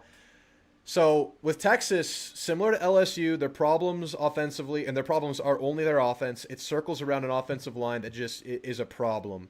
It destabilizes their entire offense. They can't get a push. They can't protect Arch. But the thing that's different that makes them a little bit worse than LSU right now is when there are opportunities, they're missing them. Arch will underthrow, Arch will overthrow, Arch will throw behind. There's been some weird play calls, and maybe they're kind of going away from their strengths that they saw versus OU. And they just have to get that thing better because obviously they're the more talented team. Now, Mississippi State, that's a team that plays really hard. That's a team that's getting a lot out of the guys that they have now. It's early in their coaching tenure. I think they have the work cut out for them because I believe Texas will commit to a run game and try to wear down a front seven of Mississippi State that's playing really hard but doesn't have a lot of depth and doesn't have a lot of studs just yet. They have some good players, but they don't have those dudes just yet, and they don't have a great depth. So I'm going to give Texas the slight nod in this one on the road. Starkville, tough place. Mississippi State has some weapons on offense, but that Texas defense is legit. I give Texas the slight edge. I'm going to go like 24-17, 24-14 Texas. But it's a scary place there, man. If they lose that game, things get real awkward in Austin.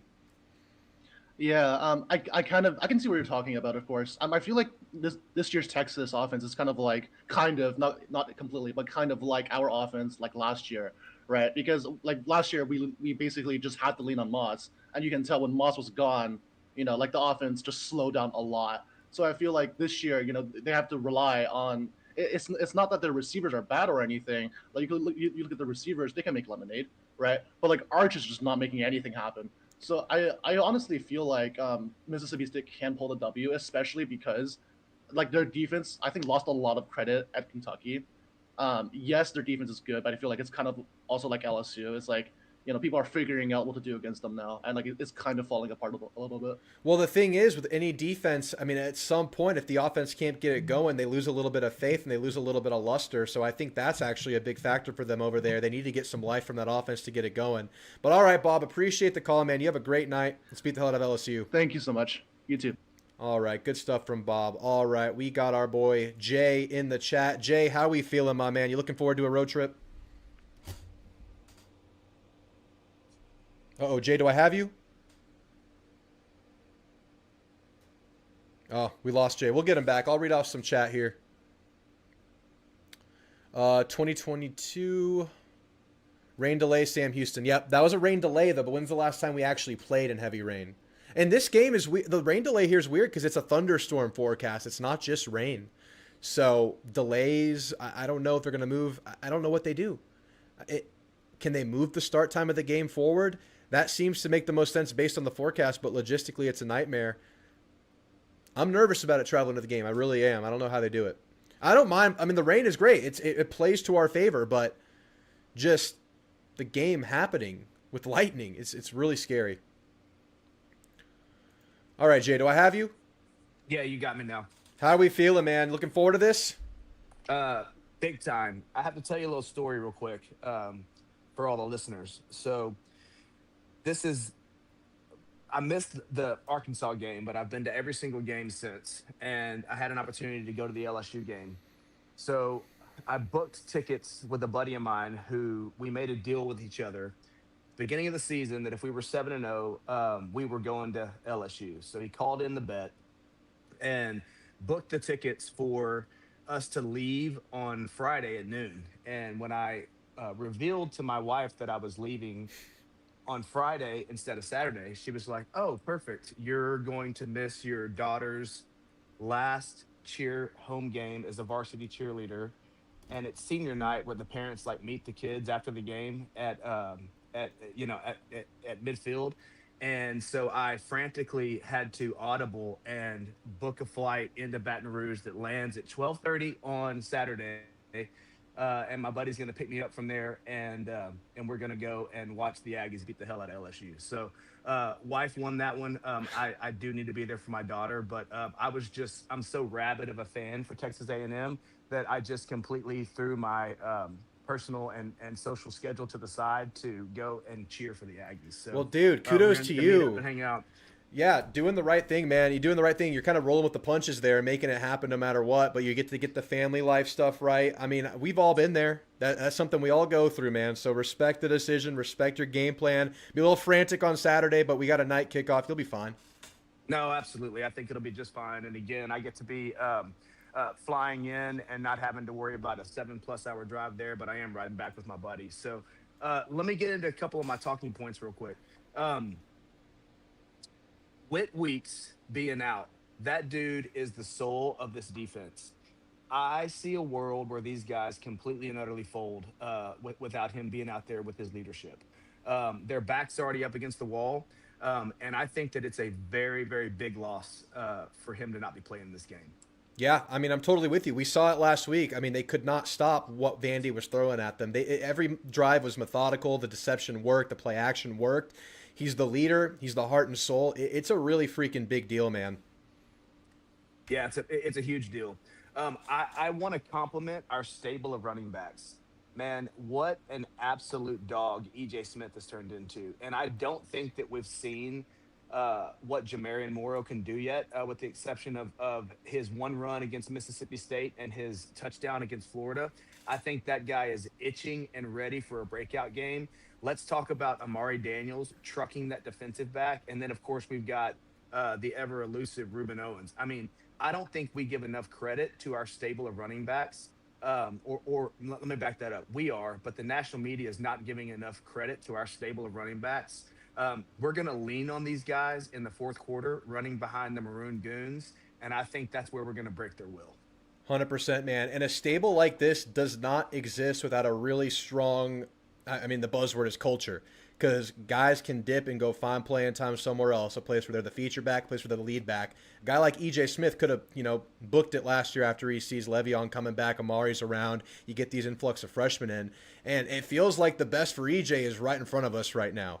So credit to them, credit to the staff, credit to the culture they're building. They play for each other, man. And it's really, really, really cool to see. That guy has turned into a guy who was dropped as soon as he made contact last year to an absolute bruiser. It's really, really cool to see the weight he's put on, the beefiness he's put on in the offseason. He looks like a different back because like his game was kind of like he was a receiving back. He was a back that could go out of the backfield. But now that's a guy who went up between the tackles and making contact with safeties or even linebackers and getting that push. It's Tommy Moffitt, it's his work ethic, it's everything, man. He deserves so much respect. And I don't know if you watched the Pulse yet, but there was clear joy for the man after that game. There was clear respect. Players were talking about him unprompted, walking out of that tunnel. I mean, that's something that just makes your camaraderie grow. Yeah, that's awesome. I haven't seen the whole Pulse, but I did see the sound bites from that. That was really cool to see. Yes, sir. To all of our friends in the chat, if you're on the fence about coming to this game, pull the trigger. I'm actually staying in Lafayette as well. Pull the trigger on this deal, and I'll tell you why. Because this is going to be a rare scenario where the first sign of adversity, that whole stadium is going to turn on Brian Kelly. And if we feed off of that and lean into that, by the fourth quarter, we're going to start seeing things we've never seen before from the likes of LSU fans, from boos to fire Brian Kelly to all of this stuff. I think I'm more excited for seeing their reaction at this game than I am actually seeing us win this game. It's going to be glorious to see. Yeah, and compound it with the amount of maroon that'll probably be in that stadium, dude. It could be a great sight. I mean, look, there's a world where they make it competitive, and that's fine too. But in that scenario where the game does steamroll and you take a commanding lead somewhere early second half, that will be something to remember if you're on the road at this game. So, guys, listen to Jay. Try to get your butt to that game, man. It's a special season so far, and it feels like there's a lot ahead of this team. And I was kind of in the same boat as you. I kind of wanted to wait it out and see how things played out before we got to this game. And I kind of had the back of my mind, whenever we're in this position, I will go to a premier road game, Death Valley, LSU, traverse the trenches of the Tigers, whatever it is, and we're doing it. So, guys, you're on the fence. Listen to Jay. All right, Jay, what's your score prediction, man? All right, man. I don't disregard the chat. That dude that freaking came in there and just laid it out on the table completely changed my score prediction. I'm going Aggies 35, LSU Tigers 14. And the last thing that I'll say, Drew, is I have found us a couple of friendly tailgates for us to hang out at. So we need to meet up in Death Valley in Baton Rouge, hang out, and cheer on the Aggies. We'll do it, man. We'll talk. Let's do it. I'll see you there, man. Have a great night, Jay. Thanks for the call, and thanks again for the donation. All right, thanks, brother. Good stuff, man. Good stuff. All right, we got another caller. We had some great calls tonight. Thank you, everybody, for chiming in.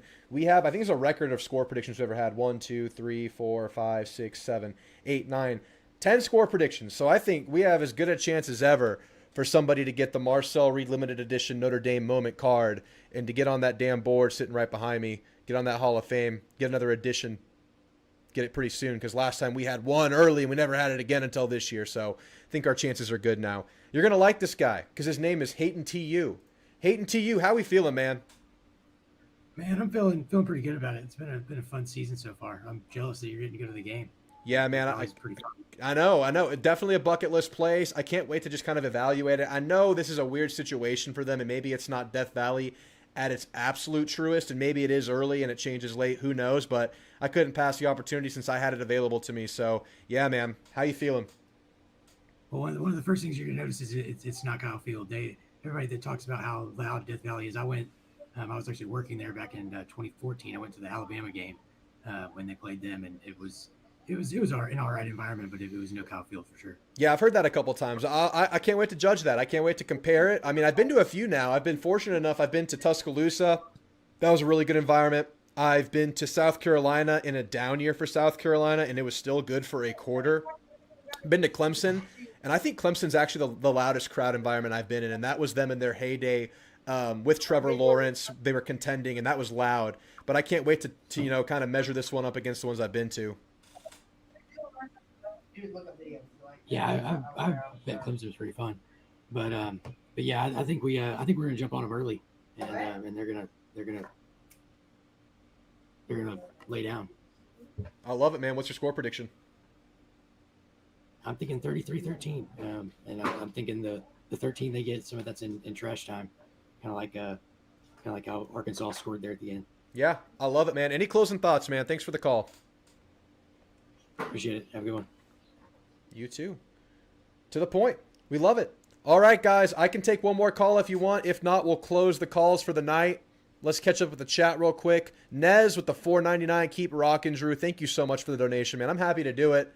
I don't need donations to fuel me, but I really, really appreciate it. That just tells me I'm doing a good job. So thank you so much, Nez, and everybody who's here. You don't have to donate to show me the love. I love you all. I'm not here without you guys. I mean, y'all are great. How much maroon are we realistically thinking we'll see? I don't know if I could pull up the picture. I think there was an Alabama game maybe last year. I'm not going to be able to pull this up in time. But there's a game where it was the full 400s allotted visitor section. It's like 3 sections in the corner, lower level. And then the upper deck above it, the sideline deck, the 600s section, that was like largely red. Let me see if I can pull this up. It was a cool picture. This is kind of how I figured out where to sit. Let me see. I'm here. I'll pull it up here so y'all can see. I'm not hiding anything here.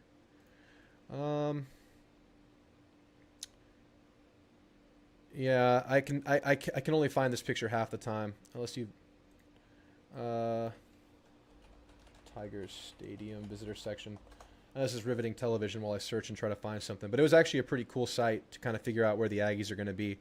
I would say that I think it's like a 90,000 capacity stadium. I think A&M can get 15, 20 in there. I think it'll be pretty substantial. I don't think it's going to be like a massive takeover, but if the game goes the right way, it could feel like somewhat of a takeover. I don't know. I just know a lot of Aggies are going to this game just because we're having the season we are and we feel like we have a chance to get this one. But couldn't find the picture. Oh, well. But I think it'll be a good amount. Have we ever had a full takeover on the road? The crowd for Notre Dame was good, but not really complete. That's as good as it pretty much gets there. I think that was a pretty close to an Aggie takeover there. That was a pretty good turnout at Notre Dame. Obviously, the Colorado game in 2021, it wasn't even a full stadium. They played it in Broncos Stadium, but that was like 70% Aggies, if not more than that. That was a total takeover, but it was kind of a neutral. It was kind of a neutral game. Taffy is out for the Horns, so who knows what their defense looks like. Yeah, we'll see. I think their defense is good enough to fill that void. I think Mississippi State has some threatening stuff, but I just think Texas can dominate them up front and make it a long night. Obviously, they still don't have Fluff Bothwell, so they won't be 100%. You're going to be there too, says Andrew, and he will be in Section 402 as well, staying in Lafayette, coming from Houston. That's a great place, man. I will be staying in Houston tomorrow night, and I'll be driving in Saturday morning, and then I'll stay there Saturday night. That's a good woman. Yes, she is. She's a great woman. All right, guys. I think that's going to do it for this segment. I am going to close picking a couple of games across the country, as I like to do on these Thursday night shows, just because I want to get pen to paper. I've put them out on a couple of other shows this week, but I'll do it with you guys. We'll kind of stick to the SEC early, and then maybe we'll do a couple across the country later. Let's pick some SEC games here. And I'd love to hear y'all's picks. Y'all pick these games in the chat. Y'all throw your predictions in there, and we'll see if we can get some of these right. Obviously, we just talked about Texas A&M LSU. I'm going 31-24 A&M. We will get the last-ditch effort from LSU. They will put up a fight. In my mind, I guess I'm bracing for the worst there. That's not the worst. The worst is losing the game, but I'm bracing for a fight. We will see. I hope your predictions are right. Ole Miss, Oklahoma is an absolutely fascinating game, guys. You're going good on good here. One of the best defenses in the country, maybe the best in the conference, them or Texas for OU, going up against the best offense by far that they've seen all year with the Lane Kiffin offense. And what gives here? For Oklahoma, huge-ass game. Because their schedule after this, they're on the road at Tennessee. They're on the road at Alabama. I think they still have Missouri. They got some tough... This is the brutal portion of their schedule they're about to step into. And a lot of people say Oklahoma can get in at 9-3. I don't know, maybe. But this feels like one they have to get with the two road games they have coming up. I think it's Tennessee and Bama for sure on the road, and the other two are at home. Must win, man. And on the other side of the ball, it's real interesting too. It's, the week on week. Ole Miss, bad run defense. OU can't really run the ball, but they found some running ability versus South Carolina last week. A weak run defense in their own right, so maybe OU can establish a run. I think in Norman, crowd into it. Even, I think it's a morning game, 11 a.m. game. I think Oklahoma's defense can stabilize and really shut down an Ole Miss attack that has not seen a defense like this. I'm going with the home team. Give me Oklahoma in this one. You got Ole Miss, Jay? You got OU, T-Piz? Ole Miss by 3. I got OU, man. I'm going with the home team. I think Mateer's getting healthy. I think they found some life in the run game last week. I'm going to go with it. Auburn, Arkansas is like my unsung favorite game of the weekend, man. I was at Arkansas. I've been saying it all week. That crowd believes in the team right now. This is a 2-5 team, and the crowd is absolutely showing up. They're backing Bobby P. The team is believing. Taylor Green's the man. I mean, he's scoring. He stayed at an Arkansas team that had a coach on the hot seat that lost a bunch of players to the portal. He's doing the woo pig suey after he's scoring touchdowns with the crowd. I mean, this thing's alive. And with Auburn, man, a bad vibe situation. Bad vibes with Hugh Freeze, bad vibes with the quarterback situation. A team that just has so much talent but just cannot get out of its own way. Quarterback playing like a sitting duck, and they're going to stick with him. They're going to stick with him. It was Peyton Thorne. Now it's Jackson Arnold. That's the problem. And this Auburn defense is really good. But I think Arkansas's offense is really freaking good too. One of the top 3 offenses in the conference, I would say. Man, and the thing is, Arkansas's defense, we know it's not great. We know it's not a good defense. But can Auburn even get out of their own way? Can Auburn score enough to keep up with Arkansas's offense? I think not. I got Arkansas winning this one. This game opened up with Arkansas as the dog. This thing has been bet totally the other way. It opened with Auburn minus 2.5. Now it's Arkansas minus 3.5, and I would still bet that, man. I got Arkansas winning it, and this might be the nail in the coffin for Hugh Freeze. This might be it. This might be it. Stoppable force versus movable object. That's funny. Aggieland says Hogs get this one. F-Zero Chili says Arkansas 34-21. Petrino sandbagged until he got the interim head coach position. I love that narrative. I'm not, should I say it? He didn't do that here, right? He didn't come jump on his OC because he knew times were weird with Jimbo, thinking maybe he could get the job, and then he left as soon as he knew he wasn't going to get it. I don't think so. I don't think so. It's just funny to think about. Alabama, South Kakalaka. South Carolina, man, they are down bad. Defense can't stop the run. Offensive line looks like how it looked when Spencer Rattler was there. It's really bad. A guy like Lenora Sellers, one of the best, most talented quarterbacks in the country, can't even drag this team to a winning record. And this season gets even more brutal into Cocktober, into Cockvember, whatever you want to call it, where the magic happens in South Carolina. They're an 11.5-point dog. And I think Bama covers this thing running away. I would bet this at minus 17.5. You know, Kalen DeBoer's had that problem where he's really good in the big games but slips up. I think it's unranked road teams is the teams he struggles against. I think that's what the record shows, and that's been consistent. I think Bama got it out of their system week one. I don't think they slip up, and this is the end of that journey, right? 4 ranked teams in a row. You get South Carolina, then they get into their bye week. There's a slip-up factor here that has to be weighted into these odds. I think this team's on a mission, man. I'd be surprised if this thing is close. I just think Alabama's offense is way too much. Defense is coming along. Give me Bama big. What are y'all saying? Bama 40-24 says F-Zero. Yeah. T-Piz says he absolutely did that here talking about Petrino. I don't know, man. I don't know. I don't think so. I think he gave it a full effort here. I think he gave it the full effort here. I didn't hate having Bobby P here, but he never really had full reign. At least he said so afterwards. Missouri Vandy.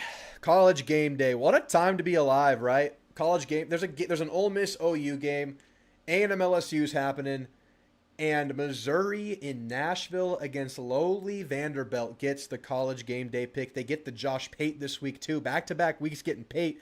I think Josh Pate just going to his backyard team because the games are good there now. Easy travel. Only one quick trip between him and the game. Man, this is an interesting game. Oh, my goodness. I'm actually going to click into this one because I think Ahmad Hardy is due to have a big game because they've gone against Bama, they've gone against Auburn, and everything that Ahmad Hardy has done on the year, his whole claim to the Heisman, has happened before those 2 previous games. And this Vandy defense, it ain't bad. It ain't bad. LSU didn't have a good time with it yesterday or last weekend. I think Hardy, this is the make or break game for Ahmad Hardy. If he's really going to get into this Heisman conversation, I think that happens this week. And I'm really interested to see how Diego Pavia gets protected. They did a really good job protecting him last week against a very talented LSU front 7. And obviously Pavia can make a lot of things happen, but you know, they haven't been great in protection on the year up until last week. And Missouri's strength is that defensive end. So there's a bunch of little matchups across the board in this game that make you think either team can definitely win it. Vandy, the home team. And you got Pavia versus Pribula, a couple of mobile quarterbacks, a couple of quarterbacks that can make it happen off script. And I like Pribula. I think he's performed a lot better than anybody could have imagined. But man, if you're going to give me Pavia versus Pribula toe-to-toe with Pavia, the home field advantage, I'm going to take him. I'm going to go Vandy at home here, guys. I bet y'all feel the same. Vandy in overtime, says F-Zero. Vandy by 7, says T-Piz. You're taking Missouri. I mean, that'd be great to have him to the resume, but I'm just trying to call it how I see it right now. I think it's Vandy, but it could be. You think Mizzou gets him? If Mizzou gets him, that's a damn impressive win, and Mizzou's going places. We got our work cut out for us in that one. They'll be fighting for their playoff lives. Both of us have a bye week next week, so we'll be watching this one intently. I'll be watching the replay on this one. Pate's going, therefore Drink loses. That's the curse, right? Vandy gets the win. I'm going Vandy. Vandy, hit the music. Oh, yeah, hit the pimpin' music. There we go. There we go. Yeah, guys, I got to go with Vandy here. All right, let's get back to the rest of the scores. I already gave you my Texas game breakdown. I'm giving Texas the nod in a close one, and then Tennessee is going to beat Kentucky at Kentucky. Let's see if Kentucky has any juice left from that close one last week. We'll see. It's a big rivalry. We'll see. But I got to give the nod to Texas here in this one. It's going to be close, though. It's going to be real uncomfortable if they lose it. It is a losable game for Texas. I know I like a lot of what we get from Mississippi State. I think they're just playing really hard for Jeff Lebby, and I hate that we're getting some negative talk about Lebby from some Mississippi State fans. I think he's doing great. I don't have the upset here. Do any of y'all have UCLA getting the upset this week? I know it's been magical, man. I know it's been a hell of a turnaround. I don't have it. Georgia Tech beats Syracuse at home. Anything else that's interesting here? BYU's winning this game on the road. Bet BYU big in this one, guys. Bet BYU. I'm not telling you to gamble. I'm just telling you what I'm doing. I'm talking to myself. Bet BYU. I will do that after this show. I think that's about it, guys. All right. Yeah, Oregon rolls here. Guys, thanks so much for being here today. It's the last time you'll hear from me until after the game in Baton Rouge. Feel really good about the Aggies, guys. And now one last thing. You know, we're really high on this team right now. We're really high on our chances. I just hope this team remains hungry. I just hope this team approaches it desperately. I hope they hit the road with swag like they did going to Notre Dame, hitting it like a business trip but having a lot of fun doing it. Business trips can be fun. Let's go and beat the ever-living hell out of the LSU Tigers. Let's put our stamp on the season. Let's make our statement. Let's get our foot in the door for the playoff. You do it this weekend. You don't have to worry about too much down the road. Some stuff for sure. But your chances are really freaking good. Guys, thanks for being here. Make sure you hit that subscribe button. It helps me so much to grow this channel. Y'all have been great. We're flying to 5K. I believe we're hitting 5K before the season ends. And I need ideas, guys. What's the challenge at 5K? I ring dunked at 3K. We just sped through 4K. No challenge for 4K. It was too easy. At 5K, I'll do something. I've had 2 people recommend I just do a show while I'm cooking fajitas. That's not much of a challenge. If y'all want that, I'll do it. I need recommendations for the 5,000 challenge, guys. Y'all let me know. Quality show. That was a great show. Dare I say that was the best live show we've had to date? The callers were great. I felt articulate tonight. There was a show a couple of weekends ago where I got off the road from a game versus Auburn, and I had 5 margaritas the night before, and I tried to jump on this show after the road trip at like 6 o'clock the next night, and I was dragging, but I think we felt good today. I was in the bag today. I feel good about the performance. It's not always great, but it was a good show today, and it was even better because y'all were fantastic tonight, man. Just hope they hate LSU as much as I do. I know Elko is preaching the "we've never won in Death Valley" narrative.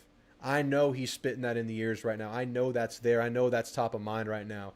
In fact, I want to pull up a clip real quick, if I can, if y'all will allow me to. This was sent to me by my buddy Ted. I don't know if Ted's in the chat tonight, but just look at Elko's face when he answers this question about LSU.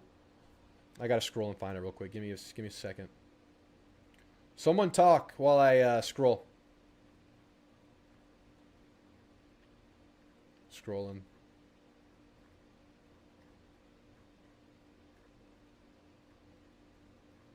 This was when Elko at his presser, he was asked about the challenge to Death Valley. A&M's had a tough time beating LSU on the road since they've been in the SEC. I'm just curious. By tough time, you mean we've never done it? Yeah. To that point, yeah. From your experience, what makes it so challenging to play at Tiger Stadium? Look at his face when he gets asked this question. He understands, man. Elko gets it. They've been in the SEC. I'm just curious. By tough time, you mean we've never done it? Yeah. To that point, yeah. From your experience, what makes it so challenging to play at Tiger Stadium? I think for a large period of time we weren't. We didn't go down there physically and stand up to the challenge. I think when you saw some of the early games, I think that was kind of always the okay, this is what the SEC looks like. I think as our program grew, we started to get closer and closer. Obviously, my first experience was going down there and playing the 2019 team. That wasn't a lot of fun, but that was historically one of the best teams in college football. A&M's had a... Yeah, man. Elko understands the assignment. Elko gets the boys right. I give us the intangible and the coaching edge in this game. Let's handle business. Let's beat the hell out of LSU.